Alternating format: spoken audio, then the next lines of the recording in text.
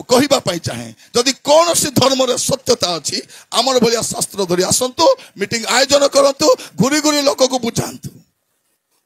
कहतु ठेंगा बाड़ी धरी करी निरीह लोक को मारी करी धमकाई करी तुम धर्म स्थापन कर हुए तो डराई करी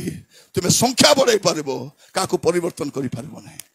प्रिय माने सत्यता ही परिवर्तन कर सत्य आ द्वितीय कही ना जीशु अटंती मध्य जड़े कहते कौन बोलिक नाई जीशु ख्रीस्ट ताकर अज्ञात 18 वर्ष